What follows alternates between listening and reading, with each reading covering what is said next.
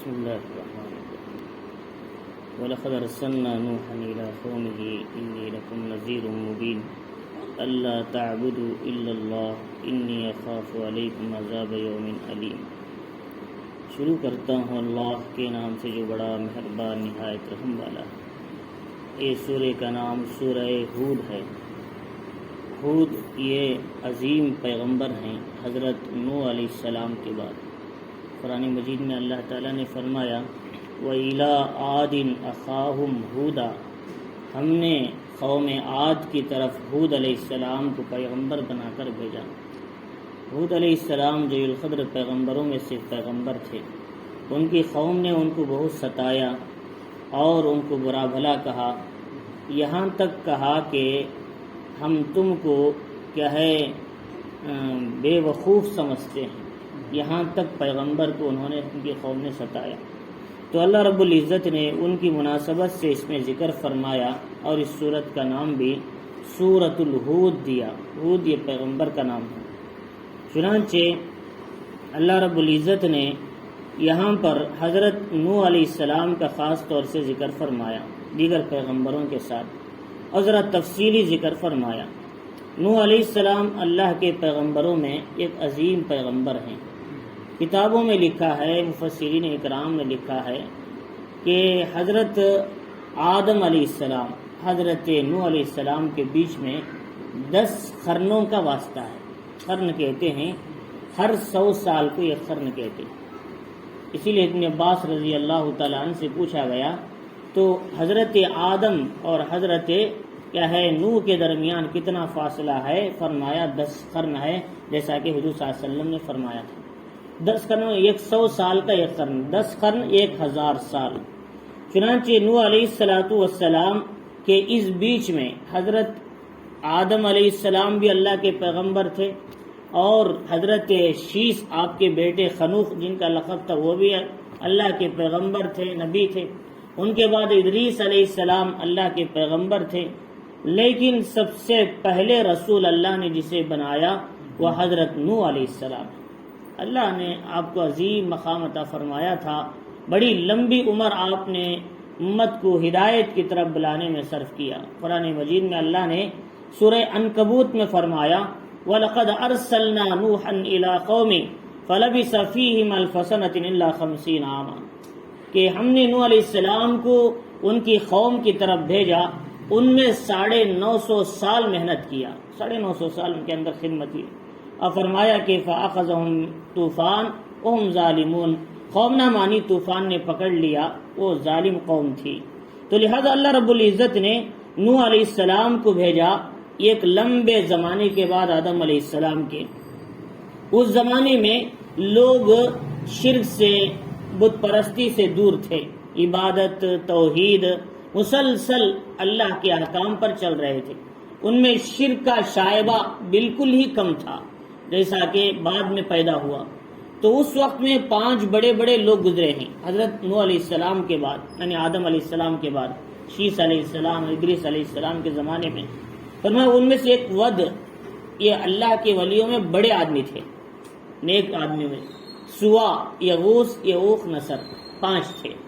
یہ 5 لوگ جب ان کا انتقال ہو گیا تو ان کے جو پیروکار تھے ان کی بات سنتے تھے، تو انہوں نے سوچا کہ عبادت میں لذت آنے کے لیے ان کی ایک تصویر بنا لی جائے، صورت۔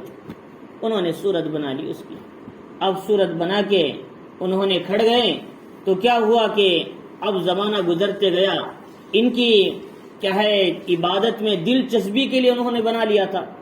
تو ان کے بعد میں بیٹے آئے، پوتے آئے، تو شیطان نے کہا لوگو تم کس کی عبادت کر رہے ہو؟ یہی تو تمہارے خدا ہے، یہ ود ہے، سوا ہے، یغوث ہے، یعوق ہے، یہی تمہارے خدا ہیں، یہی تمہارے باپ دادا بھی اسی کو پوچھتے تھے، انہی سے بارش مانگتے تھے، انہی سے حاجتیں مانگتے تھے، تم کس کی عبادت کر رہے ہو؟ ان کو پوجنا شروع کرو۔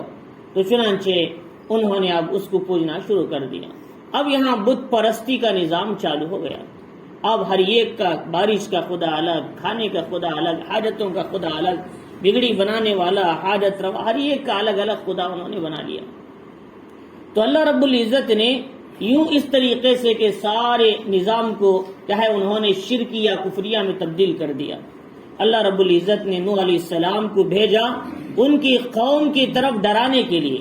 تو آپ پیدا ہوئے، آپ کو 40 سال میں نبوت ملی، اس کے بعد 60 سال طوفان کے بعد دنیا میں رہے، اور اس لمبے زمانے میں بیچ میں آپ نے کیا ہے گویا آپ کو پورے 1050 سال کی آپ کی عمر تھی، 950 سال اس کے ایکسٹرا 100 سال.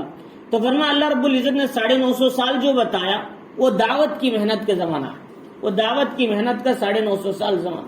پہلے 40 سال میں نبوت، اس کے بعد 60 سال طوفان نوح کے بعد. تو اللہ رب العزت نے فرمایا کہ ہم نے نوح علیہ السلام کو بھیجا ان کی قوم کی طرف. وَلَقَدْ أَرْسَلْنَا نُوحًا إِلَىٰ قَوْمِهِ إِنِّي لَكُمْ نَذِيرٌ مُّبِينٌ. نوح علیہ السلام نے کہا کہ میں تم کو صاف صاف ڈرانے والا. کس بات سے؟ اللہ کے عذاب سے، کہ تم بت پرستی کو چھوڑ دو، ایک اللہ کی عبادت کرو. اسی کو قرآن مجید میں ایک جگہ فرمایا سورہ نوح میں وَلَقَدْ أَرْسَلْنَا نُوحًا إِلَىٰ قَوْمِهِ. ایک جگہ فرمایا کہ اللہ تعالیٰ نے نوح علیہ السلام سے کہ اللہ کے عذاب کے آنے سے پہلے کہ ان کو ڈراؤ تاکہ وہ سیدھے رستے پر آ جائیں.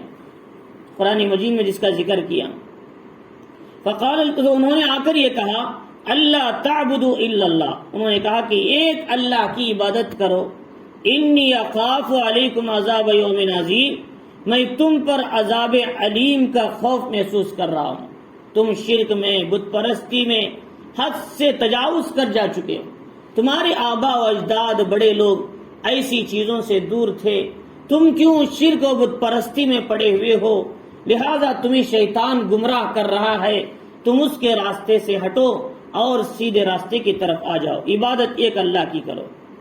تو ان کے جو بڑے لوگ تھے فقال الملأ الذین کفروا من قومی، ان کی قوم میں جو کافروں کے سردار جو تھے، الملا سردار، انہوں نے کہا کہ اے نوح، ہم دیکھتے ہیں کہ ما نراک الا بشرا مثلنا. دو اعتراضات تھے ان کی قوم کے، دو اعتراضات نوح علیہ السلام. پہلا اعتراض یہ تھا ان کو کہ تم کو اللہ نے کیسے نبی بنا دیا؟ کل تک ہمارے ساتھ کھاتے تھے، پیتے تھے، بازاروں میں چلتے تھے، اور نبی ہونے کے لیے اللہ کی طرف سے آنا چاہیے، کوئی فرشتہ وغیرہ، تم کیسے بن گئے نبی؟ یہ پہلا اعتراض تھا ان کا.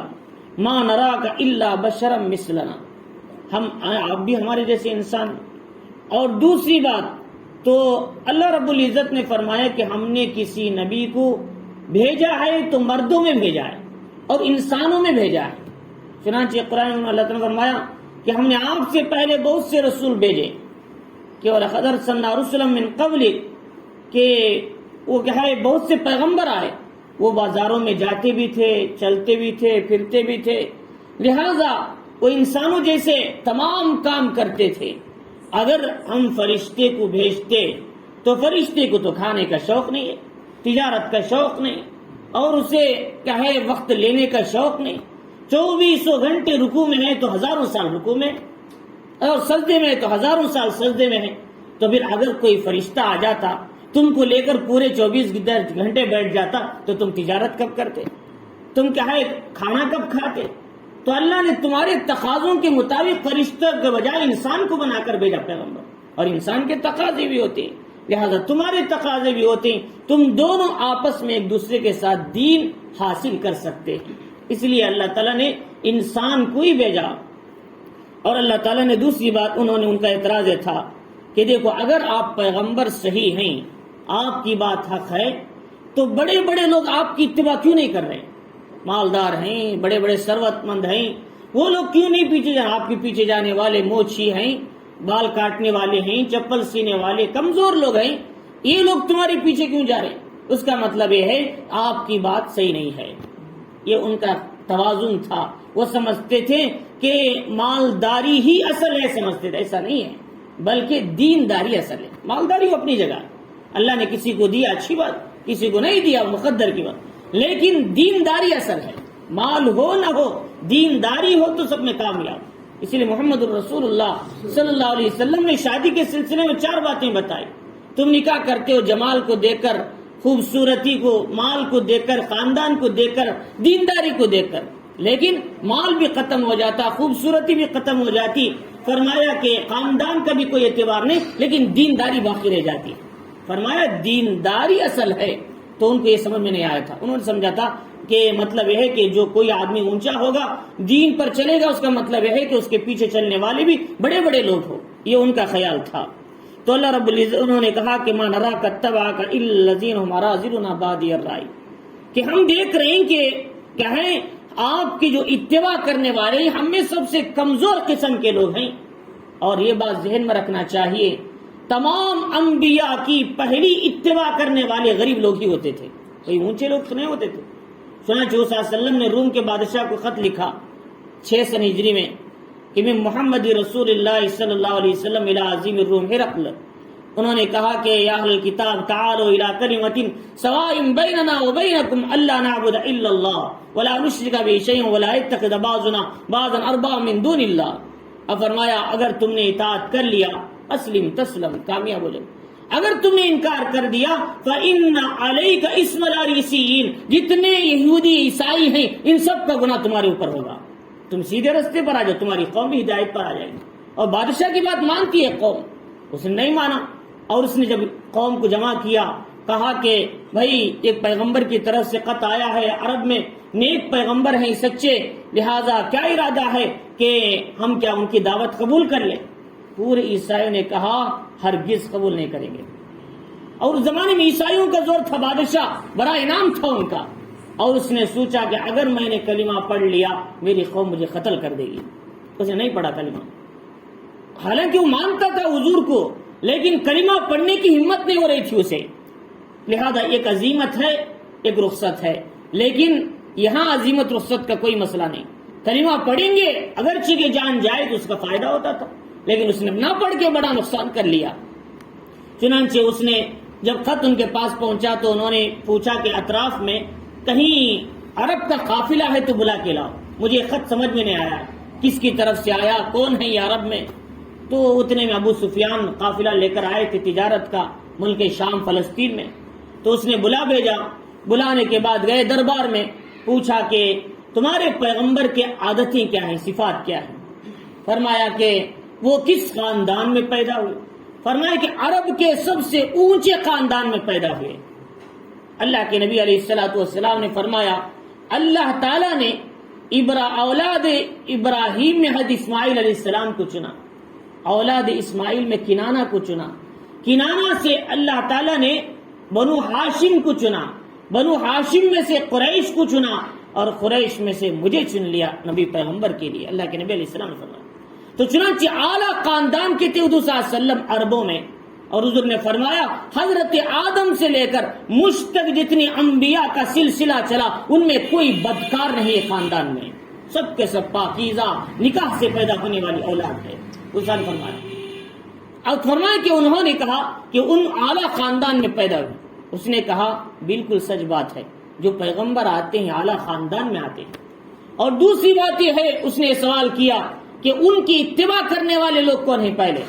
فرمایا غریب لوگ، کمزور لوگ، جن کو لوگ کمزور سمجھتے ہیں وہ لوگ ان کی اتباع کر رہے ہیں۔ اس نے کہا صدقتا، آپ نے سچ کہا، ہاں کذا الرسل، پیغمبر ایسے ہی ہوتے ہیں، رسول جو آتے ہیں ان کی پہلی اتباع کرنے والے غریب کمزور لوگ ہی ہوتے ہیں۔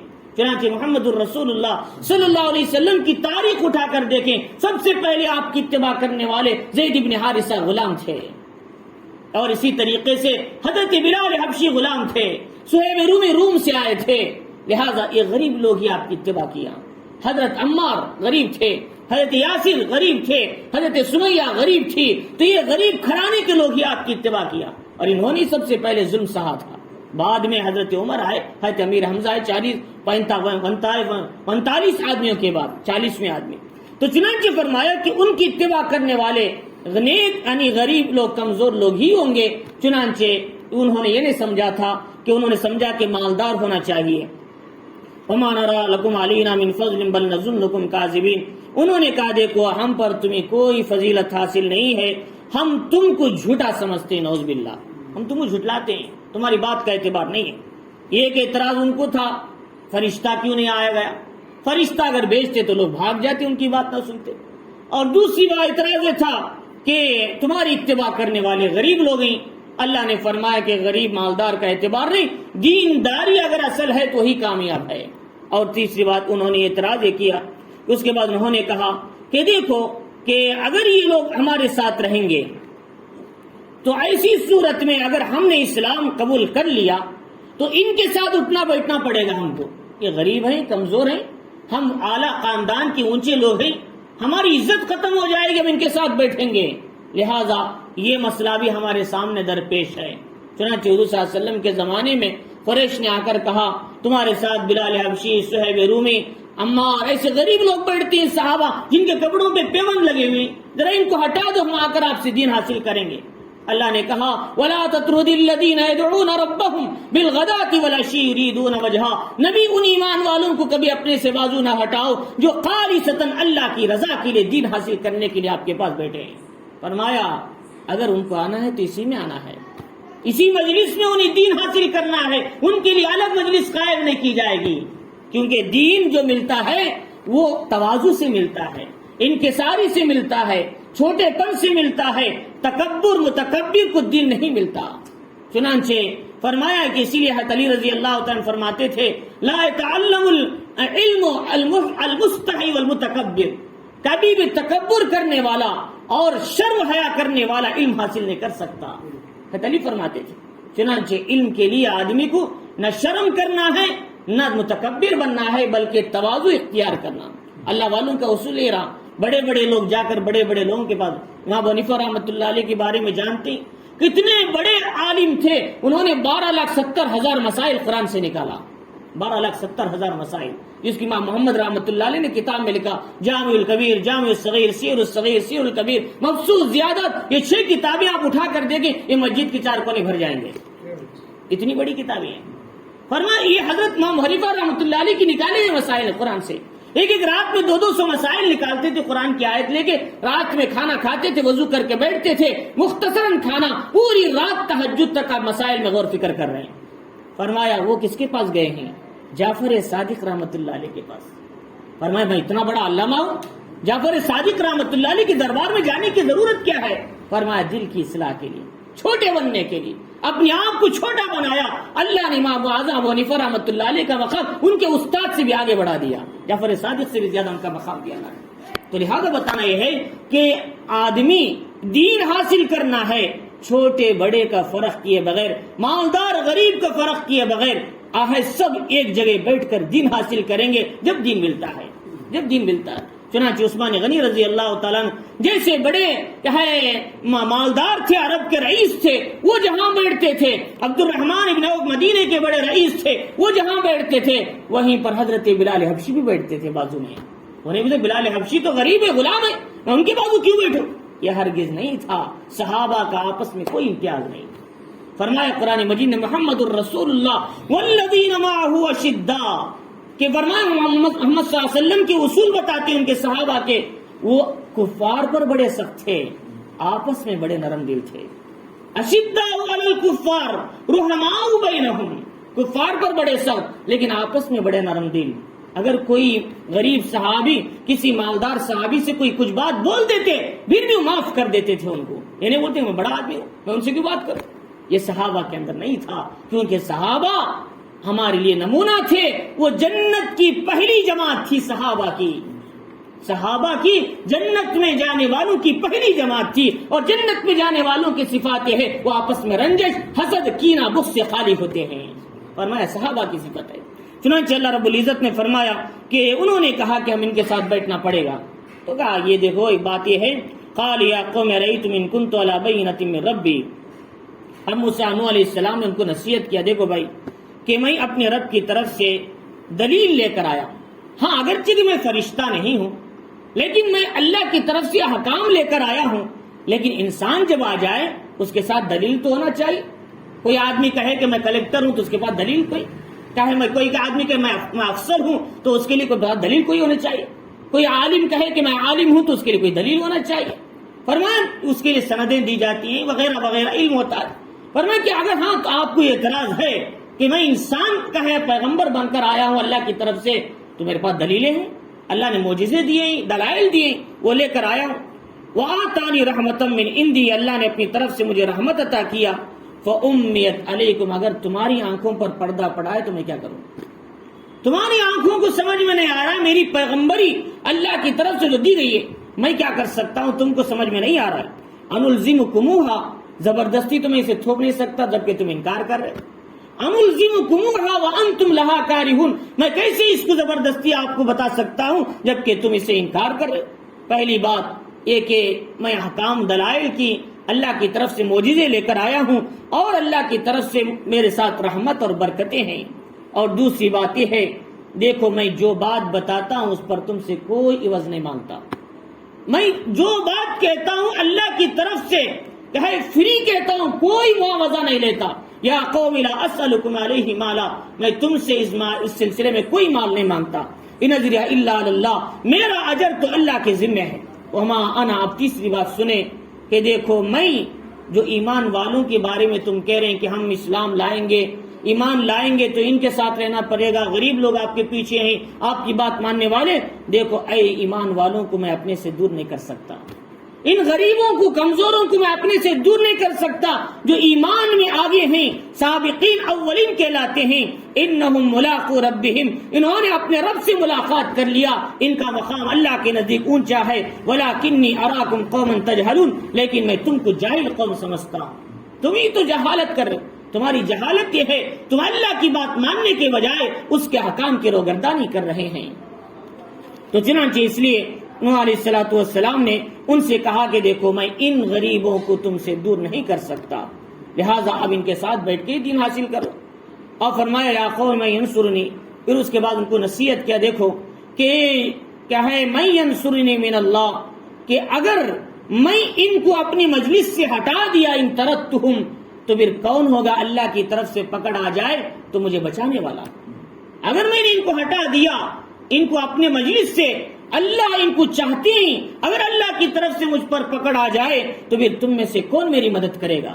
فرمایا افلا تذکرون، کیا نصیحت حاصل نہیں کرتے؟ ولا اقول لکم عندی خزائن اللہ، اور اس کے بعد یہ بتا آپ لوگ چاہے سوچتے ہیں میں پیغمبر بن کے آ گیا، ساری دنیا کی دولت میرے ہاتھ میں ہے، جیسا کہ سمجھتے ہیں آج بھی وہی ہے کہ جو بتوں کی پوجا کرتے ہیں کافر لوگ، ان سے کہا گیا بھائی تم کیوں بتوں کی عبادت کرتے ہو؟ فرمایا ہم بتوں کی بات نہیں کرتے، اللہ کی بات کرتے، لیکن بتوں کو اللہ تک جانے کا ذریعہ سمجھتے ہیں، اس لیے کہ سارے اختیارات ان کے ہاتھ میں ہیں۔ یہ ان لوگوں کا خیال ہے۔ اللہ نے فرمایا میرے تک آنے کے لیے کسی کو بیچ میں واسطے کی ضرورت نہیں ہے، ڈائریکٹ تم ساتوں زمین کے نیچے مانگو، میں ساتوں آسمانوں کے اوپر سن لیتا ہوں تمہاری بات، کیا ضرورت ہے تمہیں بیچ میں واسطہ لانے کی؟ بتوں کو واسطہ، چاند کو واسطہ، سورج کو واسطہ، درختوں کو واسطہ، پہاڑوں کو واسطہ، مخلوقات کو واسطہ کیوں بنا رہے ہو جبکہ میں ڈائریکٹ تمہاری باتوں کو سنتا ہوں؟ اللہ تعالیٰ فرما رہے ہیں، لیکن یہ کافر نہیں سمجھ رہے تھے، ان کو یوں بہکا دیا گیا تھا خدا یہ نہیں، خدا تو وہی ہے لیکن یہ خدا تک پہنچنے کا ذریعہ ہے، اور ان کی عبادت کر کے، ان کی اطاعت کر کے خدا تک جا سکتے ہیں، یہ ان کا غلط خیال تھا۔ تو اللہ رب العزت انہوں نے کہا کہ سارا اختیار میرے ہاتھ میں ہو، ایسا نہیں ہے، بلکہ سارے خزانے اب بھی اللہ کے ہاتھ میں ہیں۔ نہ میں تمہیں کچھ مال دے سکتا ہوں، نہ دولتیں دے سکتا ہوں، کہ جیسا کہ تم سمجھ رہے ہو، جیسا کہ آج دنیا میں وہی ہوتا ہے، دنیا کی حکومتیں، سیاستیں، جو کوئی آدمی ایم ایل اے بن گئے، ایم پی بن گئے، بڑے بن گئے، اب سمجھ جاتے ہیں کہ ساری دنیا کی دولتیں سب میرے ہی پاس ہیں، میں ہی بڑا ہوں دولتوں کا، اس شہر کا۔ فرمایا کہ ایسی نبوت ایسی نہیں ہوتی، نبوت میں، حکومت اور سیاست میں ہی فرق ہے۔ فرمایا انبیاء آتے ہیں، بلکہ بعض انبیاء ان کے کپڑوں پر پیوند لگے ہوئے تھے، وہ کتنے مجبور تھے، لیکن اللہ کے دین کے خاطر وہ سب قربانی دینے کے لیے آئے تھے، پیسہ، مال، دولت ان کا مقصد نہیں تھا۔ تو اللہ رب العزت نے کہا کہ میرے پاس اللہ کے کیا ہے خزانے میرے پاس نہیں ہیں، بلکہ سارے خزانے تو اللہ کے پاس ہیں۔ ولا عالم الغیب، اور دوسرا خیال تمہارا یہ ہے میں غیب کی باتوں کو جانتا ہوں، ذہن میں رکھو میں غیب کی باتوں کو نہیں جانتا۔ فرمایا غیب تو اللہ جانتے ہیں، آئندہ کیا ہونے والا ہے، کون پیدا ہونے والا ہے، کس کی موت کہاں آنے والی ہے، کون کل کے دن کیا بننے والا ہے، آج کا غریب کل کا مالدار، آج کا مالدار کل کا غریب، کون کیا بننے والا ہے کوئی نہیں جانتا، صرف اللہ ہی جانتے ہیں۔ حضور صلی اللہ علیہ وسلم سے کہا کچھ لوگوں نے آپ عالم الغیب ہیں، اللہ کے نبی سے زبان سے کہلوایا گیا وَلَوْ كُنْتُ أَعْلَمُ الْغَيْبَ لَاسْتَكْثَرْتُ مِنَ الْخَيْرِ، اگر میں غیب کو جانتا تو بہت سی مصیبتوں سے میں محفوظ ہو جاتا، لیکن مجھے ہی پریشانی اٹھانی پڑی۔ ایک مرتبہ بیر معونہ کے کچھ لوگ آئے، انہوں نے کہا کہ ہمارے پاس پڑھانے کے لیے استادوں کو بھیجے، قاریوں کو، حضور نے 70 صحابہ کو بھیجا، وہ 70 صحابہ کو لے جا کر شہید کر دیا۔ اب حضور صلی اللہ علیہ وسلم کو معلوم تھا شہید ہونا تھا، علم غیب تھا تو کیوں بھیجتے اپنے صحابہ کو شہید کرانے؟ ورنہ ایسے کئی مسائل حضور کے سامنے آئے، حضور کو اس کا پتہ نہیں تھا۔ لہٰذا علم غیب وہ چیز ہے، فرمایا بعض چیزیں نبی کو بتائی گئی، وہ چیزیں جبرائیل امین بتانے کے بعد پتہ چلیں۔ جیسا کہ جنگ موتا کا مسئلہ ہے، جنگ موتا 800 ہجری میں اردن کے مقام میں ہوا، تو حضور صلی اللہ علیہ وسلم نے منبر پر کھڑے ہو کر کہا کہ جنگ موتا شروع ہو چکی ہے، اور ان میں سب سے پہلے زید بن حارثہ نے جھنڈا اٹھایا، وہ شہید ہو گئے۔ عبداللہ ابن رواحہ نے ہاتھ جھنڈا اٹھایا، وہ بھی شہید ہو گئے۔ فرمایا کہ اس کے بعد اور صحابہ نے، لیکن اللہ نے جنگ کی کامیابی حضرت خالد بن ولید کے ہاتھ میں عطا کیا۔ حضور صلی اللہ علیہ وسلم یہاں دور بیٹھے اور ملک شام اردن کا کتنا لمبا فاصلہ، لیکن آپ دیکھ کے بتا رہے، لیکن بتانا کیسے؟ جبریل امین کی اطلاع کے ذریعے سے۔ اور آپ ڈائریکٹ بتاتے تو کہتے آپ علم غیب جاننے والے، لیکن آپ مخصوص چیزوں کو بتایا، وہ علم غیب نہیں، وہ کہے بس کے بتانے سے بتائیں جبریل امین کی اطلاع سے، ورنہ تو حضور ڈائریکٹ کوئی بات نہیں بتا سکتے تھے۔ تو چنانچہ اس لیے فرمایا عالم الغیب میں علم غیب کسی پیغمبر کو نہیں، کسی فرشتے کو نہیں، کسی جنات کو نہیں۔ سلیمان علیہ السلام اچھا لباس پہن کے کانچ کے ڈبے میں اپنی مجلس میں جا کر بیٹھ گئے، لاٹھی لے کر آپ کا انتقال ہو گیا، 6 مہینے ہو چکے، جنات کام کر رہی اور سلیمان علیہ السلام کھڑے ہوئے لاٹھی کے زور پہ۔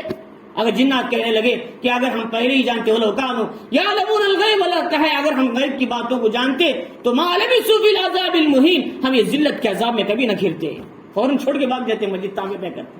لیکن اللہ بھی چاہتے تھے بیت المقدس کی تعمیر پوری ہو جائے، ورنہ بھی یہ خالی رہ جائے۔ تو چنانچہ لیکن اللہ تعالیٰ کا اصول تھا، سلیمان علیہ السلام کی موت تو آ گئی، لیکن ان کی موت میں ایک لمحے کی تاخیر بھی نہیں ہوئی۔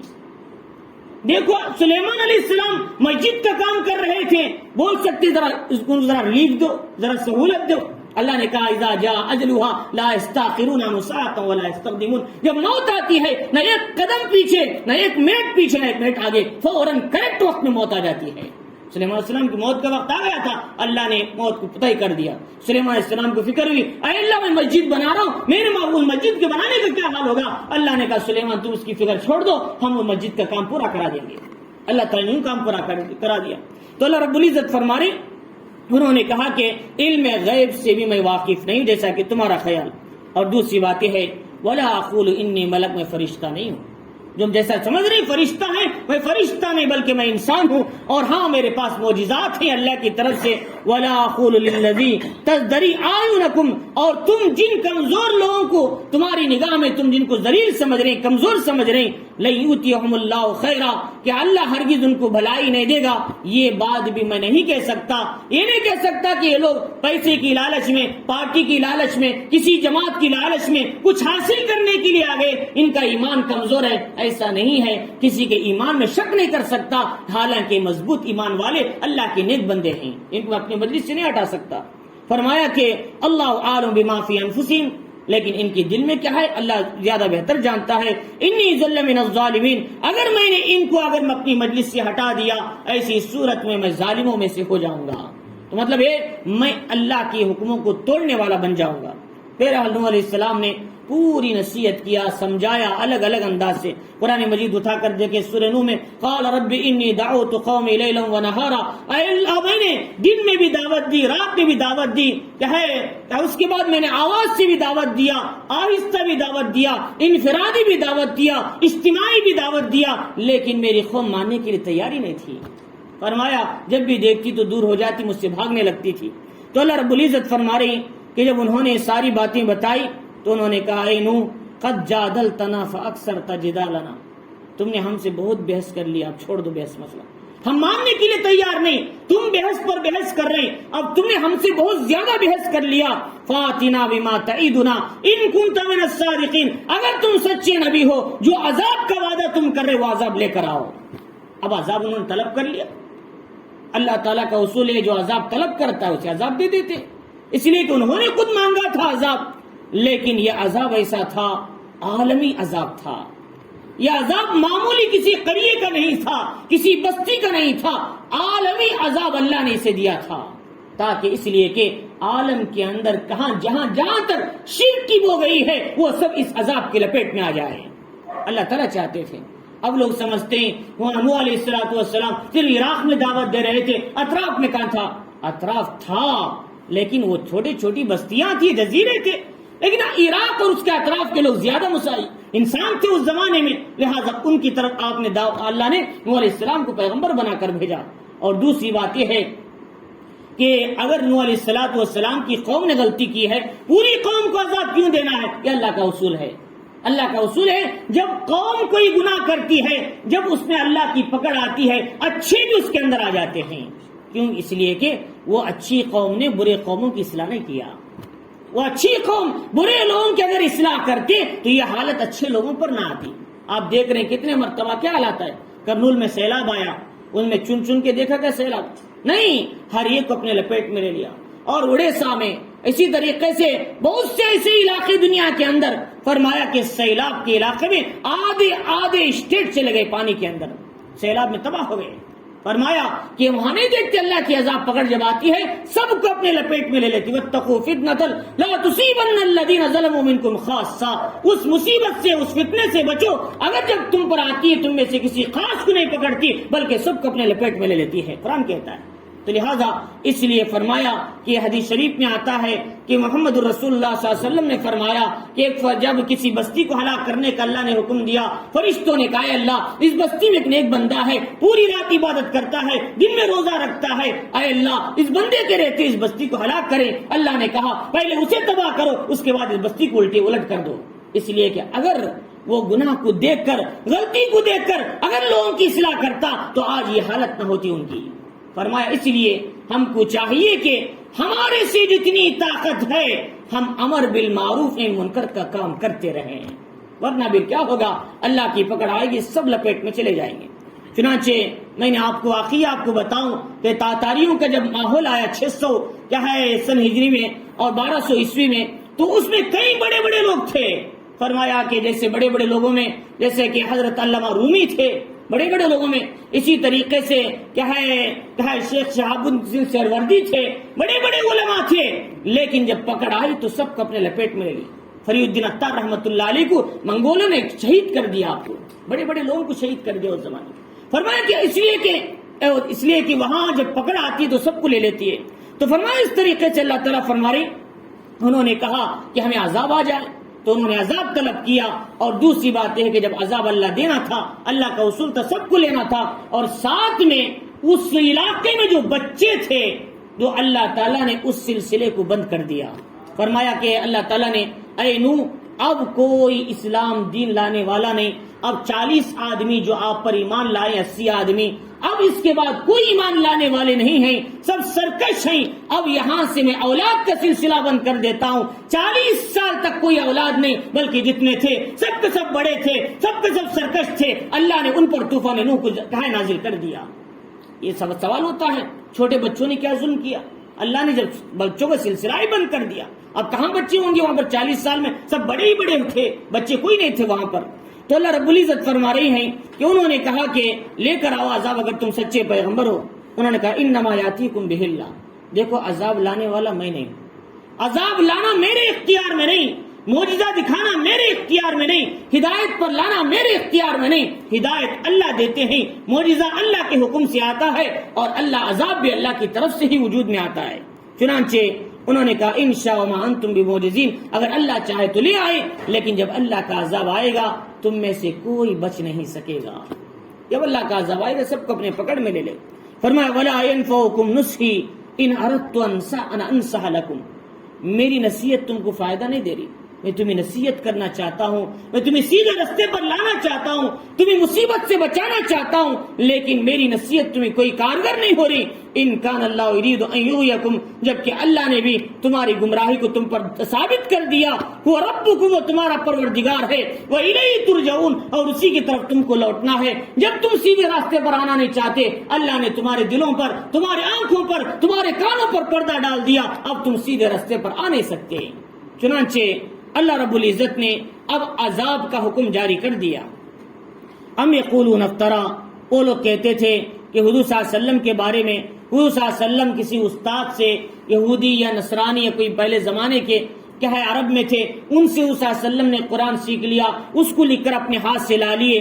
اللہ کے نبی علیہ السلام سے کہلوایا گیا قل ان افتریتہ فعلی اجرامی، اگر میں نے قرآن اپنی طرف سے لکھا ہے اس کا وبال مجھے ہوگا، وانا بریء مما تجرمون، اور تمہاری گناہ سے میں بری ہوں، لہذا تم میرے اس غلطی سے بری ہو، لہذا تم کو کیوں پریشانی ہے؟ میں جو کلام لے کر آیا ہوں تمہارے پاس وہ اللہ کا سچا پکا کلام ہے، اور اس میں کوئی فرق نہیں۔ صلی اللہ علیہ وسلم نے عرب والوں کے سامنے سمجھایا تھا۔ چنانچہ اس کے بعد ووحی الی نوح انہ لن یؤمن من قومک، اللہ تعالیٰ نے کہا نوح علیہ السلام کی طرف وحی کی کہ انہ لن یؤمن من قومک الا من قد آمن، فرمایا نوح اب تک جو ایمان لائے ہیں اب اس کے بعد کوئی ایمان لانے والا نہیں ہے، اب سب گمراہ ہیں، اب ان پر عذاب ہی مقدر ہو چکا ہے۔ فلا تبتئس بما كانوا يفعلون، لیکن یہ لوگ جو کر رہے ہیں، جو برا بلا کہتے ہیں، اس پر افسوس نہ کرو، غمزدہ نہ ہو جاؤ، بلکہ صبر استقامت کے ساتھ قائم رہو تم۔ چنانچہ اللہ نے ہر پیغمبر کو تسلی دلائی، اطمینان دلایا، تم پریشان مت ہونا۔ چنانچہ صلی اللہ علیہ وسلم سے بھی کہا اللہ کے نبی آپ پریشان مت ہو جائے، لعلک باقی نفسک الا یکونوا مؤمنین، اگر ایمان نہ لائے تو کیا تم اپنے آپ کو فکر میں غم میں ڈال کر اپنے آپ کو ہلاک کر لیں گے؟ لہذا ایسا نہ کرو، صبر سے کام لو اور کام بتاتے رہو، دین کی دعوت دیتے رہو۔ چنانچہ انہوں نے کہا وَاصْنَعِ الْفُلْكَ بِأَعْيُنِنَا وَحْيِنَا، اللہ نے کہا دیکھو کہ آپ کشتی بناؤ ہماری نگرانی میں، ہمارے حکم کے مطابق، ہماری سپروائزنگ میں، ہماری انسٹرکشن ہدایات کے مطابق۔ فرمایا کہ تم اپنی کشتی کو بنانا تیار کرو۔ اب جبرائیل علیہ السلام نے آ کر کہا دیکھو یہاں ایک درخت اگاؤ پہلے، اب آپ درخت لگائے، 50 سال میں بڑے بڑے درخت بن گئے۔ دیکھو ابھی اتنے کل اعلان ہوا کہ طوفان آئے گا، عذاب آئے گا، سب آ گیا، ایسا نہیں ہے۔ 100 سال کے بعد آیا طوفان، 100 سال کے بعد، اتنی ڈھیل دینے کے بعد بھی قوم میں اصلاح کا کوئی مسئلہ نہیں۔ فرمایا کہ اب درخت لگا دیے گئے، اب درخت لگانے کے بعد درخت بڑے ہو گئے، کہتی وہ ساگوان کا درخت تھا یا سنوبر کا درخت تھا۔ فرمایا کہ درخت بڑے بڑے ہو گئے، ہونے کے بعد اب 80-100 سال ہو گئے تو نوح علیہ السلام نے اب وہ درختوں کو کاٹ کر اب اسے تختی کا کشتی بنانے لگے۔ اب کشتی بنا کر کیا برابر تختے جوڑ رہے تھے تو اب لوگ آ کر کہنے لگے اے نوح کیا دعوت کا کام ختم ہو گیا؟ کل تک دعوت دے رہے تھے، آج کارپینٹر بن گئے، کیا آج تختے جوڑنے لگے آپ؟ مذاق اڑانے لگے، لوگوں نے کیا کیا کہا، بری بلی باتیں کہی۔ چنانچہ انہوں نے کہا وَلَا تُخَاطِبْنِي فِي الَّذِينَ ظَلَمُوا إِنَّهُمْ مُغْرَقُونَ، انہوں نے کہا اللہ تعالیٰ نے کہا دیکھو ایک کشتی بنانا ہماری نگرانی میں، ہمارے حکم کے مطابق، لیکن جب ظالم ہلاک ہوں گے تم ان کے بارے میں کبھی افسوس نہ کرنا، ان کے بارے میں کبھی ریکمنڈیشن نہیں کرنا۔ إِنَّهُمْ مُغْرَقُونَ، جتنے کے جتنے کافر ہیں سب کے سب پانی میں ڈوب کر مر جائیں گے۔ کسی کے بارے میں نہیں پوچھنا یہ میرے رشتہ دار ہیں، یہ میرے خالہ ہیں، یہ میرے پھوپھی ہیں، جو کافر ہیں، تمہارے تعلق سے، تمہاری رشتہ داری سے ان کا کوئی تعلق نہیں ہے۔ چنانچہ اللہ رب العزت نے پہلے ہی وارننگ دے دیا تم کافروں کے بارے میں مجھ سے سوال نہیں کرنا، اور فرمایا کہ اس لیے علماء نے لکھا ہے اللہ تعالیٰ نے بعض صنعتوں کو، جیسے کارپینٹر کا مسئلہ ہے، جیسے اسی طریقے سے لوہے کا مسئلہ ہے، ایسے ہی بعض ایسے زمین کو بنانے کا مسئلہ ہے، ایسی بیل گاڑی ہے، یہ بعض صنعتیں ایسی ہیں اللہ نے پیغمبروں پر وحی کیا، پھر اس کو وجود میں بھی لائے پیغمبروں کے ذریعے سے ہی۔ چنانچہ آپ کو معلوم ہونا چاہیے یہ بیل گاڑی جو ہے آدم علیہ السلام کے زمانے میں بنی تھی، یہ بیل گاڑی آج تک چل رہی، تقریباً 7-8 ہزار سال ہو گئے۔ اس بیل گاڑی کے پہیے لگانے والے آدم علیہ السلام پہلے تھے، فرمایا انہوں نے پہیے لگائے۔ اب ہر گاڑی کوئی کسی طریقے سے بنا لے، بس بنا لے یا پھر کیا فلیٹ بنا لے، کوئی بنا لے، لیکن پہیے کے بغیر تو کوئی گاڑی بن ہی نہیں سکتی۔ تو اس کے اصل موجود کیوں نہیں؟ پہلے آدم علیہ السلام، اور یہ لوہے کو نرم کرنا، جوڑنا اور اس کو بینڈ کرنا یہ کون کیا؟ حضرت داؤد علیہ السلام۔ وَأَلَنَّا لَهُ الْحَدِيدَ وَأَنزَلْنَا الْحَدِيدَ فِي بَأْسٍ شَدِيدٍ، ہم نے لوہے کو اتارا، اس میں بڑی طاقت ہے، اور اس کے سب سے پہلے فولڈ کرنے والے، اس کو لمبا کرنے والے، اس کو ترتیب دینے والے سب سے پہلے داؤد علیہ السلام تھے، ان کے بعد ذوالقرنین بادشاہ تھے۔ فرمایا کہ اس کے بعد کارپینٹر کیا ہے اس کا کام کرنے والے سب سے پہلے کون تھے؟ حضرت نوح علیہ السلام، ان کے بعد حضرت زکریا، حضرت یحییٰ علیہ السلام۔ اور فرمایا اسی طریقے سے فرمایا کہ کیا ہے سب سے پہلے لکھنے والے، سب سے پہلے کپڑا سینے والے حضرت ادریس علیہ السلام تھے، سب سے پہلے سبق دینے والے، سمجھانے والے ادریس علیہ السلام بڑے پیغمبر تھے۔ تو اللہ رب العزت نے جو انسانوں کی ضرورت کی چیزیں ہیں، صنعت کاری ہے، ٹیلرنگ ہے، کارپینٹرنگ ہے، یا پھر اسی طریقے سے ویلڈنگ ہے، یہ جتنی لوہے کی کام میکانیکل چیزیں ہیں، فرمایا یہ ساری چیزوں کے سب سے پہلے انسانوں کی ضرورت کے لیے اللہ نے وحی کے ذریعے، پیغمبروں کے ذریعے سے سمجھایا، بعد میں سارے دوسرے لوگوں نے سمجھا۔ چنانچہ اب لوگ سمجھ رہے ہیں کہ ہم نے اپنے عقل سے سمجھ لے، اپنے ذہن سے سمجھ گئے، ہمارے ذہن سے ہم نے کچھ نہیں سمجھا، سارا کا سارا کام وحی کے ذریعے سے ہی ہوا ہے۔ چنانچہ اللہ رب العزت فرما رہے، اب انہوں نے کہا کہ وَيَصْنَعُ الْفُلْكَ، اب کشتی بنا رہے ہیں، وَكُلَّمَا مَرَّ عَلَيْهِ مَلَأٌ مِّن قَوْمِهِ، جو بھی ان کے پاس آتا ہے ان کی قوم میں سے سردار سخروا من، مذاق اڑاتا ہے، کیا بھی کشتی بنا رہے ہیں، کل تک دعوت کا کام کر رہے تھے اور دین بتا رہے تھے، آج کشتی بنانا شروع کر دیں۔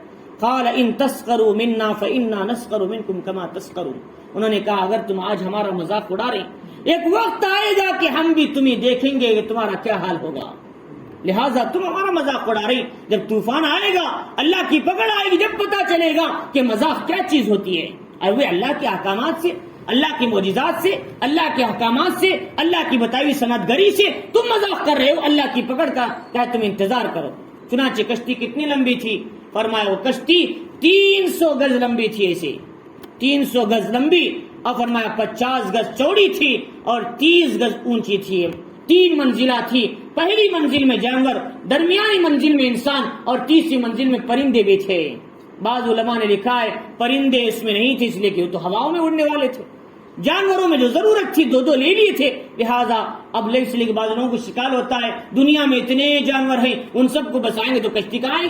فرمایا کہ سب کو اٹھا کر نہیں ڈال دیا، آرڈنری بس نہیں تھوڑا، فرمایا وہ 2 آدمیوں کو لیے تھے، نر اور مادہ کو لیا تھا، شیر میں، چیتے میں، کولے میں اور ہاتھی میں، اونٹ میں، بکرے میں، گائے میں، ہر ایک کو 2 کو لے لیا، اس لیے کہ آئندہ نسل چلنی ہے، انہی سے چلانا ہے، اس لیے کہ دنیا میں جو بستے ہیں وہ 3 قسم کے ہوتے ہیں، کچھ ایسے ہیں جو ماں کی نسل سے پیدا ہوتے ہیں، کچھ ہوتے ہیں انڈے سے پیدا ہوتے ہیں، لہذا کچھ وہ ہوتے ہیں ڈائریکٹ زمین سے مٹی سے نکل جاتے ہیں۔ اب بارش آئے گی تو دیکھیں گے وہ کتنے کیڑے آ کر آ جاتے ہیں، وہ کہاں سے آئے؟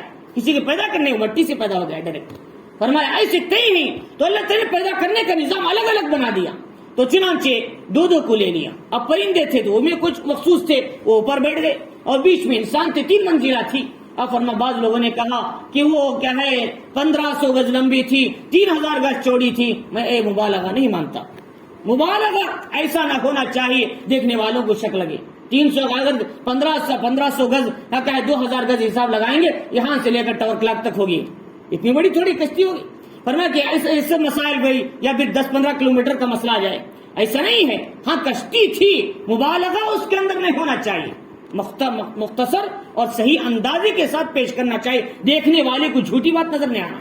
لہٰذا فرمایا کہ اس طریقے سے کشتی بنا دیا گا، بہرحال وہ کتنے بھی گز کی ہو، ہم کو کیا کرنا ہے، کشتی ماننا کشتی ہے ہوتا ہے، اب اسے گز کتنی ہمیں ناپنے کی ضرورت نہیں، ہمارے پاس ٹیپ بھی نہیں اتنا بڑا۔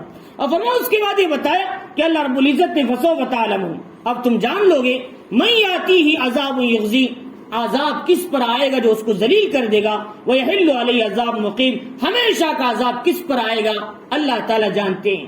اب یہاں بیچ میں ایک بات آتی ہے کہ جب کیا ہے جانور اس میں اندر گئے تو اس کے اندر شیر تھا، وہ تو جانوروں کو کھانے کی عادت ہے، کیا کیا اسے؟ اب شیر پیغمبر نوح علیہ السلام سے لوگوں نے کہا کہ پیغمبر اس میں شیر ہے، تمام دوسرے جانوروں کو نقصان پہنچا سکتا ہے۔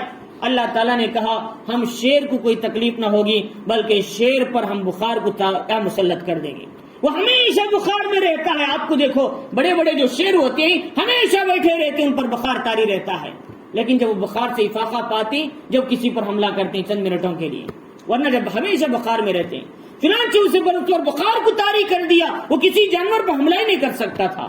اب وہاں مسئلہ آئے کہ چوہے اندر ہیں، چوہا بھی ہونا چاہیے نسل میں، تو اسے سوراخ کرنے لگا۔ اللہ نے حکم دیا کہ شیر کے نسل پر ایک مار مارو، اس سے بلی نکل گئی تو بلی ان کی حفاظت کرنے لگی۔ یوں اس طریقے سے تمام پرندوں کی حفاظت ہونے لگی، اور سب سے آخر میں گدھا گیا، گدھے کے دم کو لگ کر شیطان بھی اندر گھس چکا تھا۔ فرمایا اس نے کہا آج میں بھی اللہ کے عذاب سے نہیں بچ سکتا، اللہ کا طوفان بہت بڑا ہے۔ ایک شیطان کو سمجھ میں آ گیا، لیکن یہ کیا ہے شیطان نما انسان کنعان حضرت نوح کے بیٹے کو سمجھ میں نہیں آئی، بات شیطان کو سمجھ میں آ گئی لیکن آپ کے بیٹے جو کنعان تھا بڑا نافرمان تھا، لیکن اس طوفان سے وہ نہیں ڈرا بلکہ باہر نکل گیا. اس نے کہا میں پہاڑ پر چڑھ جاؤں گا، آج کوئی طوفان مجھے تباہ نہیں کرے گا. اللہ نے ایک موج کے ذریعے سے پوری اسے تباہ کر دیا، پہاڑوں سے اوپر پانی پہنچ گیا. اللہ رب العزت فرما رہے ہیں چنانچہ حتی اذا جاء امرنا فارت تنور. اب کیا ہوا؟ سب کشتی پہ سوار ہو گئے. اب پانی ابلنے لگا تنور سے. تنور کہتے ہیں جیسے چولہا ہے یا پھر کوئی ایسی چیز جہاں گڑا ہوتا ہے، انسان فائدہ اٹھاتا ہے، معدن ہے وغیرہ، وہاں سے پانی چالو. نوح علیہ السلام سے کہا گیا تھا دیکھو فلاں جگہ سے پانی آ جائے تو سمجھ جاؤ اللہ کا عذاب آنے والا ہے. چنانچہ نوح علیہ السلام نے سمجھ گئے. اب اس کے بعد سب کو کہا چلو کشتی میں سوار ہو جاؤ. اب بیچ میں ایک بات آتی ہے، بعض لوگ کہاں کہاں سے غلط واقعے من گھڑت باتیں لاتے ہیں. نوح علیہ السلام نے کشتی بنا کر رکھ دیا، لوگ آ کر اس میں پاخانہ کرنے لگے اور پھر اسے صاف کیا اور اسے لگا کر ایک دن گر گیا کوئی آدمی، اسے شفا مل گئی، سب گھس گھس کے لگانے لگے. یہ سب بیکار باتیں ہیں، یہ سب اسرائیلی روایات ہیں، اس کا کوئی اعتبار نہیں دور دور تک. اور حضرت نوح علیہ السلام کی کشتی کو اتنا ذلیل تو نہیں کر سکتے تھے، اللہ کی پکڑ آ جاتی. لہٰذا ایسے غلط واقعات کو دل سے نکال دینا چاہیے. اور اس کے بعد یہ بتایا تو چنانچہ حتی اذا جاء امرنا فارت تنور، ہمارا حکم آ گیا عذاب کا، تنور ابل پڑا. قل نحمل فیہا من کل زوجین اثنین، فرمایا کہ تم سوار ہو جاؤ، اس میں ہر جوڑے میں سے دو کو لے لو. وَأَهْلَكَ إِلَّا مَنْ سَبَقَ عَلَيْهِ الْقَوْلُ، اور جن پر عذاب کی بات ثابت ہو چکی ہے وہ تو ہلاک ہو جائیں گے. فرمایا کہ اپنے گھر والوں کو بھی لے لو اور جو ایمان والے ان کو بھی لے لو. وَمَا آمَنَ مَعَهُ إِلَّا قَلِيلٌ، فرمایا کہ اس میں ایمان لانے والے بہت ہی کم لوگ تھے. قرآن کہتا ہے کتنے لوگ تھے؟ اندازاً 80 آدمی تھے یا 40 آدمی تھے، اس سے زیادہ نہیں تھے. اب بتاؤ نوح علیہ السلام نے 950 سال کی کڑی محنت کرنے کے بعد 80 آدمی ایمان لائے تو اس نبی کے دل کو کتنی تکلیف پہنچی ہوگی. فرمایا آج ہم 4 آدمی کو جا کر دعوت دیں گے، یہ 4 بار بلائیں گے تو 5 منٹ ہم تھک جائیں گے، چھوڑو بھائی ان کو بلائے تو بھی نہیں آتے. یہ نہیں، پیغمبر کی عادتیں نہیں تھی. پیغمبر ہمیشہ استقلال کے ساتھ اور اہتمام کے ساتھ جس مقصد کے لیے آئے ہیں اس مقصد میں دن اور رات بارش دھوپ دیکھے بغیر کام میں لگتے تھے. پیغمبروں کا کام تھا. چنانچہ اللہ رب العزت نے فرمایا کہ اس میں جو رہنے والے تھے بالکل کم لوگ تھے. ان میں کون تھے؟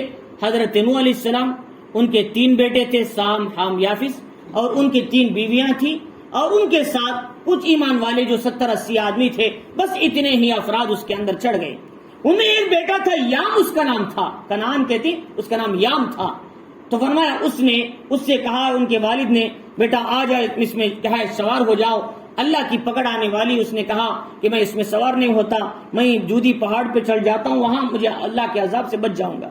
فرمایا اس کے بعد اللہ تعالیٰ نے کہا اب کشتی پہ سوار ہو جاؤ. پانی ابل پڑا، زمین سے بھی، آسمان سے بارش برس رہا ہے، زمین سے بھی پانی ابل رہا، کیسے؟ جیسے سمندر میں ابلتا ہے. فرمایا جب سوار ہوئے تو کیا تاریخ تھی؟ فرمایا رجب کی 10 تاریخ تھی. آپ کیا ہے کشتی میں سوار ہو گئے.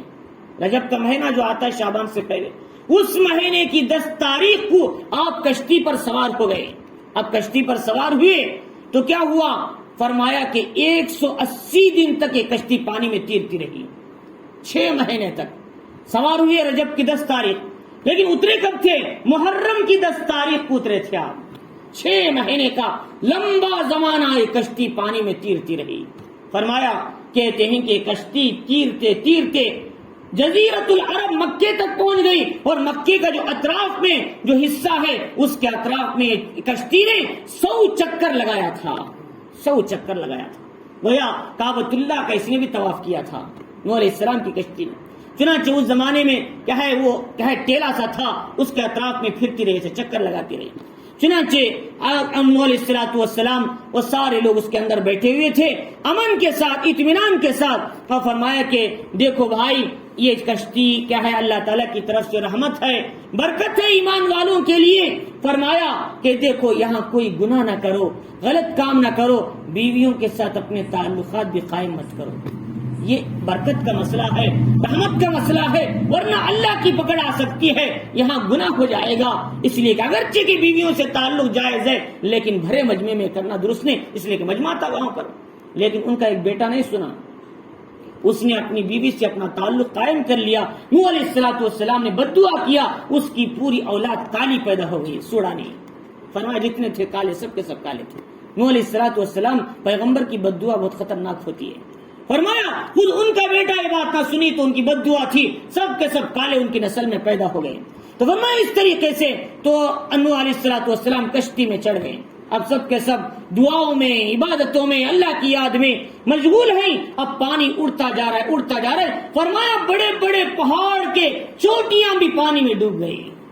جیسے ہمارے یہاں پانی آتا ہے اوپر کا ٹیلے کا تھوڑا سا حصہ نظر آتا ہے، ویسے بڑے بڑے پہاڑ بھی اوپر کے ٹیلے کے تھوڑے سے نظر آ رہے تھے. تو کشتی اوپر تک چلی جا چکی، آسمان زمین ایک ہو چکا تھا، پانی کے دھارے کھل چکے تھے اور مسلسل چل رہی تھی کشتی اور چکر لگا رہی تھی. اللہ تعالیٰ نے کشتی کے ذریعے سے انسانوں کو بچا لیا، چنانچہ ایمان والوں کو بچا لیا. اب ظاہر بات ہے کہ اس میں اللہ تعالیٰ نے کسی کافر کو نہیں چھوڑا، سب کو تباہ کر دیا. نوح علیہ السلام کے بیٹے کو بھی تباہ کر دیا. ایک عورت تھی اپنے بچے سے بڑی محبت کرتی تھی. فرمایا اس نے کہا کہ اے اللہ میرے بچے کو بچا دے، لیکن ایمان والی تو نہیں تھی، وہ چاہتی اپنے بچے کو بچائے. فرمایا کہ اس نے اپنے بچے کو بچانے کے لیے پہاڑ پر چڑھ گئی. اب پہاڑ سے ابھی اونچا چڑھ گئی لیکن پانی وہاں تک آ گیا، اس کے گلے تک آیا. اپنے بچے کو اسے اوپر اٹھا لیا لیکن ایک موج آ کر دونوں کو تباہ کر کے چلے گئی. فرمایا اللہ کے نبی علیہ السلام فرماتے تھے اگر اللہ بچانا ہوتا اس عورت اور اس بچے کو بچا لیتے، لیکن اللہ نے کسی کافر کو نہیں چھوڑا، نہ مرد کو نہ عورت کو، اس لیے کہ اللہ کی ذات غضب میں آ چکی تھی. اللہ کا جب غضب آتا ہے کسی کو نہیں چھوڑتے، سب کو تباہ کر دیتے ہیں. حالات ویسے ہوتے ہیں، آپ کو معلوم ہونا چاہیے. ابھی چند سال پہلے برما میں جو حالات آئے، وہ آنکھوں کے رونٹے کھڑا کر دینے والے بچے کو یوں لیتے تھے، میخ سے دیوار میں مار دیتے تھے. اب بتاؤ کہ ان پر کیا حالات آئی ہوگی. ان کی راتیں جہنم بن چکی تھی اور رات کا مالدار 500 کروڑ کا صبح تک پہاڑوں میں چھپنے پر مجبور ہو چکا تھا. وہ حالات آئے. اللہ کے عذاب کی شکلیں کیسے کیسے انداز سے آتی. لہذا امت سو رہی ہے، امت کیوں نہیں جاگتی ایسے حالات آنے سے پہلے. فرمایا اس لیے علی میاں ندوی رحمت اللہ علیہ آج سے تقریباً 30 سال پہلے یہ واقعہ ہونے سے آپ نے جا کر ان سے کہا تھا لوگوں تمہارے اندر گناہ بڑھ رہے ہیں، غلطیاں ہو رہی ہیں، تم گناہ میں آگے جا رہے ہو، تمہارے میں کوتاہیاں ہیں اور لہذا تم سدھر جاؤ، تمہاری حالتوں کو درست کر لو ورنہ اللہ کا عذاب آنے کے اثرات دکھائی دے رہے ہیں تم پر. ٹھیک 25 سال کے بعد وہاں برما میں حالات آئے اور وہ حالات آئے کہ انسان بول ہی نہیں سکتا وہ حالات پر. لہذا اس لیے فرمایا اللہ کی ذات جب غضب میں آ جاتی ہے تو انسان کے اللہ کی پکڑ میں کوئی اسے روک نہیں سکتا. تو چنانچہ وہ عورت کو اللہ تعالیٰ نے تباہ کر دیا. بعض لوگوں کا خیال ہے ایک اوج ابن اونخ کے نام سے ایک بڑا آدمی تھا، اور یوٹیوب میں بھی آتا ہے، یوٹیوب میں آتا ہے اوج ابن اونخ، اس کی پوری تفصیل. وہ 335 گز کا آدمی تھا، اونچا تھا، پہاڑوں سے اونچا تھا، بڑا ظالم تھا. وہ کیا ہے حضرت نوح سے لے کر حضرت موسیٰ کے زمانے تک تھا. وہ جہاں اس طوفان نوح سے بچ گیا، یہ سب جھوٹی بات ہے، کوئی اعتبار نہیں. اللہ نے کسی کو نہیں چھوڑا. اگر جب چھوڑنا ہوتا تو اس عورت کو چھوڑ دیتا، وہ بچے کو چھوڑ دیتا. جب اس پر اللہ نے رحم نہیں کیا تو یہ ظالم پر کیسے رحم کرے گا. لہذا ایسی واقعات کو سن کر بعض لوگ خیال کر لیتے ہیں ہاں یہ واقعہ صحیح ہے، اور لکھنے والے بھی لکھتے جا رہے، سننے والے بھی مزے لے کر سن رہے. ہاں واقعہ ہے ایسا، ایسی کوئی واقعہ نہیں ہے. تو چنانچہ اب یہ کشتی کیا ہے 6 مہینے کے بعد کیا ہے جب کیا ہے اللہ تعالیٰ نے پانی کو ختم کر دیا. وقال ارکبوا فیہا بسم اللہ مجریہا ومرساہا، اللہ تعالیٰ نے کہا چلو سوار ہو جاؤ کشتی میں، اب یہ پڑھو اللہ کے نام سے، اس کا چلنا بھی اس کا رکنا بھی. ان ربی لغفور الرحیم، میرا رب تو بڑا بخشنے والا بڑا مہربان ہے. نوح علیہ السلام اگر صرف چلنا کہتے تو چلتے ہی رہتی، نہ معلوم کتنے سال چلتی، لیکن انہوں نے ساتھ میں کہا اس کا چلنا بھی اس کا رکنا بھی اللہ کے حکم سے ہے. لہذا اسی لیے جب ہم کبھی کشتی پر سوار ہوتے ہیں یعنی پانی میں یا پھر کیا ہے فلیٹ میں سوار ہوتے ہیں، جب بھی یہ دعا پڑھ لینا چاہیے بسم اللہ مجریہا ومرساہا ان ربی لغفور الرحیم. اللہ کے نام سے سوار ہو رہی، اس کا چلنا اس کا رکنا اللہ کے حکم کے مطابق ہے. جب یہ بڑی دعا پڑھیں گے اللہ حادثوں سے بچائیں گے، مصائب سے بچائیں گے، تکالیف سے بچائیں گے. ورنہ کشتیاں ہیں فلیٹ اڑیں گے، کہیں جا کر کہیں سے کہیں پھنس جائیں گے. کتنے فلیٹ ایسے ہی جا کر پھنس گئے تو وہ کیا ہے کراش ہو کر تباہ ہو گئے. چنانچہ فرمایا اللہ تعالیٰ نے فرمایا کہ یہ دعا پڑھ کے جاؤ. اب نوح علیہ الصلوۃ والسلام جیسے پیغمبر کو کیا ہے تعلیم دی جا رہی ہے کہ تم سوار ہو رہے ہو تو دعا کا اہتمام کرو. ہم سب کو اس سے زیادہ اہتمام کرنے کی ضرورت ہے. وَيَتَذْرِي بِهِمْ فِي مَوْجٍ كَالْجِبَالِ. اب یہ کشتی ان کو کیا ہے موج میں پانی کے پہاڑ کی طرح لے کر چل رہی تھی. وَنَادَى نُوحٌ ابْنَهُ وَكَانَ فِي مَعْزِلٍ يَا بُنَيَّ ارْكَبْ مَعَنَا. نوح علیہ السلام نے اپنے بیٹے سے کہا، وہ ایک پانی کے کونے میں، پہاڑ کے کونے میں تھا، اے بیٹا ارکب معنا، آ جاؤ ہمارے ساتھ، کیا ہے عذاب آ جائے گا اللہ کا. وَلَا تَكُن مَعَ الْكَافِرِينَ، مسلمان ہو جاؤ، کافروں کے ساتھ نہ رہو. اس نے کہا قَالَ سَآوِي إِلَى جَبَلٍ، میں پہاڑ کے پاس جا کر کیا ہے ٹھہر جاؤں گا، وہاں پناہ لے لوں گا. يَعْصِمُنِي مِنَ الْمَاءِ، پانی سے کیا ہے وہ پہاڑ مجھے بچا لے گا.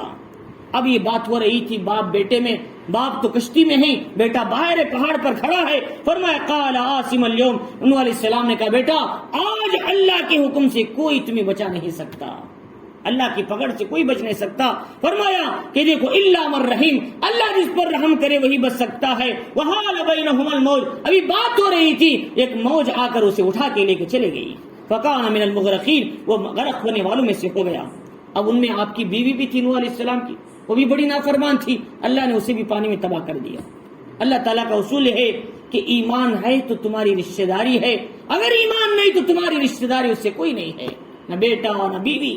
قرآن مجید کہتا ہے ضرب اللہ مثلا للذین کفروا امرأۃ نوح وامرأۃ لوط، مثال پیش کرو حضرت نوح کی بیوی کی، حضرت لوط کی بیوی، یہ دونوں کافرہ تھی، لیکن ہمارے نیک بندے کی صحبت میں تھی، لیکن پھر بھی کفر کیا کرتی تھی. اللہ قرآن کہتا ہے. تو چنانچہ اس لیے فرمایا کہ اللہ کے یہاں عمل کا اعتبار ہے، اللہ کے یہاں توحید کا اعتبار ہے، اللہ کے یہاں ایمان کا اعتبار ہے، اللہ کے یہاں خاندان اور قبیلے کا اعتبار نہیں ہے. چنانچہ اس لیے فرمایا کہ انہوں نے سوار ہو گئے اور جتنے تھے سب تباہ ہو گئے. وقیل، اب 6 مہینے کے بعد کشتی چکر لگاتے لگاتے لگاتے اللہ نے حکم دیا وقیل یا ارض ابلعی ماءکی، اے زمین تو پانی کو نگل لے. 6 مہینے کے بعد اب حکم دیا پانی کو نگل لے. یا سماء اقلعی، اے آسمان تو تھم جا، اب پانی نہ برسا. فرمایا وغیض الماء، اور پانی کیا ہے جذب ہونے لگا. وقضی الامر، اللہ کا حکم پورا ہو گیا. واستوت علی الجودی، یہ کشتی جا کر جودی پہاڑ پہ کھڑ گئی. یہ جو ہے عراق موصل ہے جو نوح علیہ السلام کا اصل وطن، اس سے شمال میں کیا ہے جزیرہ ابن عمر کے نام سے ایک جزیرہ ہے، اس کے کونے میں ایک پہاڑی سلسلہ ہے، اس کا ایک کونے کے پہاڑ کو جبل جودی کہا جاتا، بہت اونچا پہاڑ ہے. فرمایا کہ اس پہاڑ پہ جا کے اٹک گئی کشتی، بیچ میں جبل جودی پہ جا کر ٹھہر گئی. اور فرمایا جب یہ کشتی ٹھہری تو حضرت نوح علیہ السلام نے اللہ کا شکر ادا کیا، اور آپ نے شکریہ میں حلال جانوروں کو ذبح کیا، اور اس کے بعد آپ نے روزہ بھی رکھا. وہ کون سی تاریخ تھی؟ محرم کی 10 تاریخ تھی. اسی لیے محرم کی 10 تاریخ میں اللہ نے بڑے بڑے مسائل کا حل نکالا ہے. حضرت نوح کو اس کشتی میں امن سے نجات، مصیبت سے نجات دیا، اور اسی طریقے سے حضرت نوح حضرت موسیٰ کو فرعون سے نجات دیا. حضرت ایوب کی بیماری اس دن میں دور ہوئی. ایسے کئی مسائل اس دن میں پیش آئے، اس لیے کہ وہ دن بڑا برکت والا دن ہے. چنانچہ آپ جب کشتی ٹھہری تو کوے کو بھیجا جا کر چیک کر کے آؤ پانی کہاں تک ہے. کشتی کوے کی عادت تو ہے وہ مردار کھانے میں لگ جاتا ہے، لہذا اب کو مردہ کھانے میں لگ گیا، کئی دن لگ گئے وہ نہیں آیا. کیا حال ہے بتانے کے لیے. چنانچہ اب دیکھا تو مردار کھانے میں لگ گیا. نوح علیہ السلام نے اس کے لیے بد دعا کی. اب اس کے اوپر اللہ نے گھبراہٹ کو ڈال دیا. کوا جتنا گھبراتا ہے کوئی جانور اتنا گھبراتا نہیں، اس کی عادت پڑ گئی اس کے اندر. تو لہذا اب وہ کبوتر کو حکم دیا تم جاؤ. کبوتر نے جاتے جاتے ایک درخت پہ چکر لگایا، پانی کتنا ہے، وہاں سے ایک زیتون کا پتا لے کر آیا. اس کے پیروں میں کیچڑ کے نشان تھے. اب نوح علیہ السلام نے اس کے لیے دعا کیا. اب دیکھو کبوتر ہر گھر میں آسانی کے ساتھ رہ جاتا ہے، وہ کبھی اسے وحشت نہیں ہوتی. نوح علیہ السلام کی دعاؤں کا اثر تھا.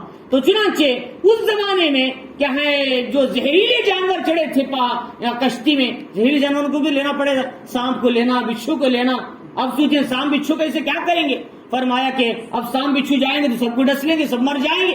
تو اب نوح علیہ السلام نے ان سے ایک عہد لیا کہ دیکھو اگر تم اس کے اندر چڑھنا ہے تو چڑھتے ہوئے آپ نے ان سے عہد لیا تھا. یہ ایک شرط یہ ہے کہ انہوں نے عہد لیا تھا کہ جب بھی میرا نام اگر تم لوگ سن لو گے کسی آدمی کو کاٹنا نہیں ہے. چنانچہ وہ آج تک بھی اسی وعدے پر ہیں. آپ کبھی بھی بچھو کو دیکھو، سانپ کو دیکھو، زہریلے جانور، نوح علیہ السلام کا نام لے لو، اللہ تعالیٰ اسے وہیں پر رکا دیں گے، تمہارے تک نہیں پہنچے. اسی لیے علماء نے لکھا ہے سلام علی نوح فی العالمین، 7 مرتبہ صبح و شام جو پڑھے گا کوئی زہریلا جانور اسے نہیں ڈسے گا، اسے پکڑ خرید تک نہیں آئے گا، چنانچہ ہر زہریلے چیز سے بچ جائے۔ نوح علیہ السلام کی دعا کا اثر تھا، پھر اس کے بعد ان سے حل لیا تھا تم اندر کوئی نقصان نہیں پہنچاؤ گے۔ چنانچہ یہ سارے مسائل تو انفرادی باتیں، تو نوح علیہ السلام اس کے اندر، اس کے بعد آپ باہر نکلے تو آپ نے شکرانے میں روزہ رکھا۔ اب شکرانے میں روزہ رکھا تو دوسرے لوگ بھی اسی شکرانے میں روزہ رکھنے لگے۔ تو نوح علیہ السلام اب اس کے بعد اللہ رب العزت نے آگے بتایا وقیل بعدا للقوم الظالمین، اور فرمایا کہ یہ ظالم قوم کے لیے کیا ہے، پھٹکار ہے اور اس کے لیے عذاب ہے، اللہ کی طرف سے پکڑ ہے۔ اور فرمایا وقضی الامر، اور یہ عذاب جو آیا ہے ایسا عذاب ہے، اب اس کے بعد ایسا بڑا عذاب کبھی نہیں آئے گا، اللہ نے فرمایا۔ اور ایسا بڑا، اب اس کی علامت کیا ہے؟ اللہ نے کہا کہ اس کی علامت یہ ہے جب بھی میرا بڑا عذاب آنا ہوتا ہے ہم آسمان پہ 5 کلر والا کمان پیدا کر دیتے ہیں۔ فرمایا وہ کیا ہے؟ رینبو جسے ہم کہتے ہیں، قوس قزح جسے کہتے ہیں، جو جیسے بارش ہوتی ہے، دھوپ آتی، دونوں ہی اللہ کے عذاب کی پکڑ کی علامت ہوتی، ایک طرف گرمی ایک طرف سردی۔ فرمایا ایسے وقت میں اللہ قوس قزح کو پیدا کرتے ہیں، یا اللہ کے عذاب سے روکنے کا ذریعہ بن جاتا ہے۔ مفسرین اکرام نے لکھا، لہذا یہ بات مجھے بھی آج تک پتا نہیں تھی، لیکن میں تحقیق میں جب تفسیر کی کتابیں پڑھی اس کے اندر مجھے بھی آج یہ بات ملی ہے۔ تو میرے فرمایا کہ اللہ تعالیٰ نے آج کے بعد نوح علیہ السلام کے بعد ایسا بڑا عذاب کبھی نہیں بھیجا، نہ حضرت موسیٰ کے زمانے میں نہ حضرت عیسیٰ کے زمانے میں۔ ہاں بھیجا کچھ علاقے کے لیے، قوم عاد پر آیا علاقے کے لیے، قوم ہود پر آیا علاقے کے لیے، قوم شعیب پر آیا علاقے کے لیے، قوم لوط پر آیا سدوم عمورہ کے لیے، تو کچھ علاقوں کے لیے آیا، لیکن یہ عالمی عذاب کسی پر نہیں آیا۔ اللہ نے اس کی علامتیں بھی بتا دی۔ تو چنانچہ اللہ تعالیٰ نے فرمایا جب یہ سارے لوگ تباہ ہو گئے تو اس زمانے میں وَنَادَى نُوحٌ رَبَّهُ، حضرت نوح علیہ السلام نے کہا اے اللہ، کہ آپ نے ندا کرتے اے اللہ میرا بیٹا اس میں تباہ ہو گیا، میری گھر والی اس میں چلے گئی، اے اللہ کچھ رحم کا معاملہ فرما، کچھ کرم کا معاملہ فرما، ان وعدک الحق، تیرا وعدہ سچا ہے، انت احکم الحاکمین، تو بہترین فیصلہ کرنے والا ہے۔ اب دیکھو ادھر سے نوح علیہ السلام نے دعا کا تقاضا کیا اور دعا کیا ان کو بچا لے عذاب سے، پکڑ سے۔ اللہ کی طرف سے کیا جواب آیا؟ دیکھو کیسے ڈانٹ کے ساتھ، کیسی تہدید کے ساتھ اللہ نے کہا اے نوح انہ لیس من اہلک، تم کہتے ہو یہ تمہاری بیوی ہے، تم کہتے ہو یہ کافر بیٹا تمہارا بیٹا ہے، نہ تمہارا بیٹا ہے نہ تمہاری بیوی ہے، تمہارے خاندان سے نہیں ہے، اس لیے کہ ان کی زندگی میں ایمان نہیں تھا، ان کی زندگی میں توحید نہیں تھی، لہذا ان کی بات کا اعتبار ہی نہیں ہے۔ اللہ تعالیٰ نے کہا انہ عمل غیر صالح، ان کا عمل بہت برا تھا، کفریہ عمل تھا، فلا تسألنی ما لیس لک بہ علم، اے نوح ایسی بات کے بارے میں مجھ سے کبھی نہ پوچھنا جس کا تمہیں علم نہیں ہے۔ اللہ نے کیسی سختی سے بتا رہے، چنانچہ اللہ کہہ رہے کہ دیکھو مانگنا ہو تو ایمان والوں کے بارے میں مانگو، مانگنا ہو تو ایمان والے بیٹوں کے بارے میں مانگو، کافر بیوی کے بارے میں نہیں، کافر بیٹے کے بارے میں نہیں، ابھی تمہارے گھر کے افراد ہی نہیں ہے تمہارے۔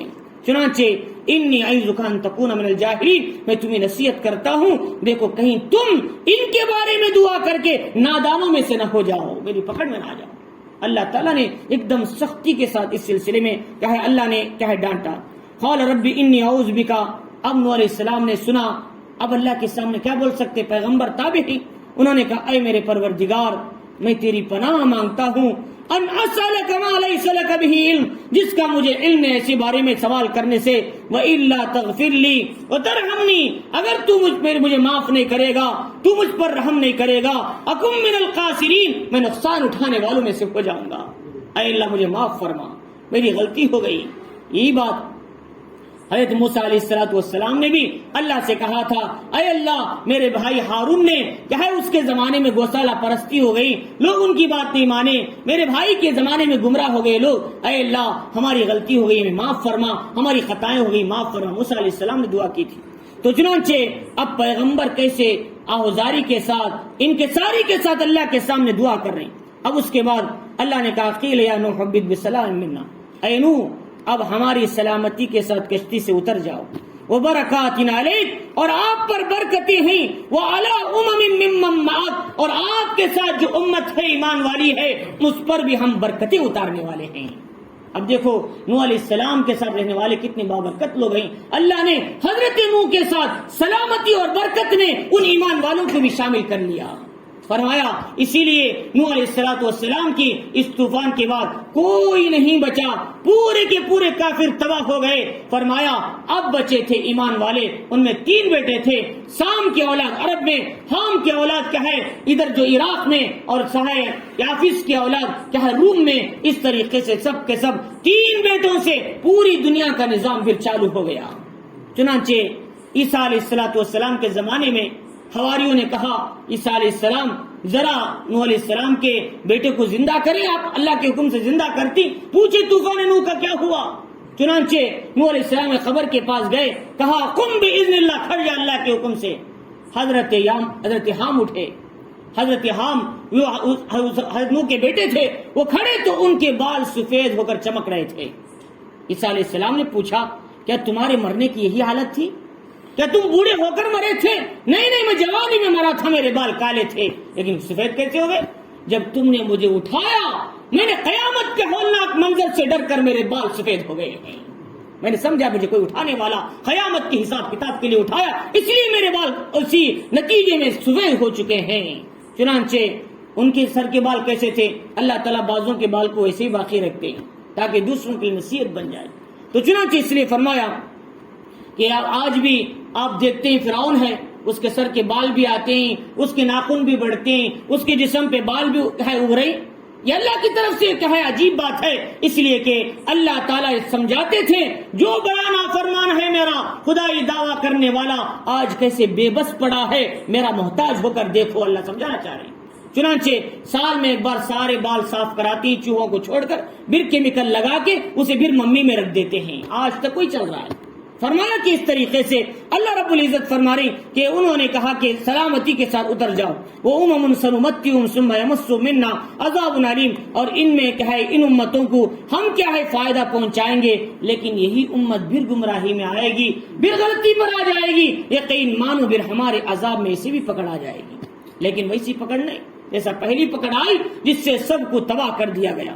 تلک من انباء الغیب. اللہ تعالیٰ فرما رہی دیکھو محمد الرسول اللہ صلی اللہ علیہ وسلم، یہ آپ کے آنے سے 4000 سال پہلے کا واقعہ ہم کیسے کھول کر آپ کے سامنے رکھ رہے ہیں. یہ آپ کی پیغمبری کی علامت ہے، یہ آپ کی رسالت کی علامت ہے، یہ آپ کے پیغمبر ہونے کی، سچ ہونے کی علامت ہے. چنانچہ اللہ رب العزت نے فرمایا کہ ما کنت تعلمها انت ولا قومك من قبل هذا، نہ آپ جانتے تھے نہ آپ کی قوم اس واقعے کو جانتی تھی. فاصبر، صبر کیجئے ان کافروں کی باتوں سے.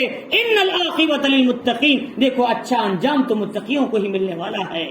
اللہ رب العزت نے ان آیتوں کے اندر نوح علیہ السلام کے اس واقعے کو ذکر کر کے یہ بتایا کہ جو قوم کیا ہے اکڑا کرتی تھی، پیغمبروں کو ستاتی تھی، تکلیف دیتی تھی نوح علیہ السلام کو، اللہ تعالیٰ نے اس کا انجام کیا دیا کہ وہ ایسے صاف ہو گئی کہ انسانوں کے لیے عبرت اور نشانہ بن گئی. چنانچہ قرآن مجید میں 4 باتیں ہیں. ایک تو واقعات ہیں انبیاء کے، دوسری مثالیں ہیں، تیسری متشابہات ہیں، اور چوتھی محکمات ہیں. محکمات پہ عمل کرو، یعنی نماز پڑھو، روزہ رکھو، زکات دو، حلال کھاؤ، حرام سے بچو، یہ محکمات ہیں، اس پہ عمل کرو. متشابہات ہیں، اللہ عرش پر بیٹھے ہیں، اللہ کا ہاتھ ہے، اللہ کے پیر ہیں، اللہ دیکھتے ہیں، ان میں مت پڑھو اللہ کیسے دیکھتے ہیں، مانو یہ متشابہات ہیں، ان میں پڑھو گے تمہارا ایمان سلب ہو جائے گا. فرمایا واقعات سے عبرت حاصل کرو، مثالوں سے اپنی آخرت کو بناؤ.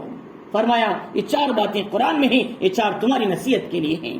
اللہ رب العزت ہم سب کو اس واقعے سے نصیحت حاصل کرنے اور اپنی زندگی کو کیا ہے اللہ کے حکام پر زندگی گزارنے اور ان پر بھروسہ کیے بغیر نیک اعمال کا ذخیرہ ہم اپنے ساتھ لے جانے کی اللہ تعالیٰ سے کیا ہے دعائیں کرنا ہے، فکریں کرنا ہے. اللہ تعالیٰ ہم سب کو آخرت بنانے کی، اس واقعے سے عبرت لینے کی توفیق عطا فرمائے.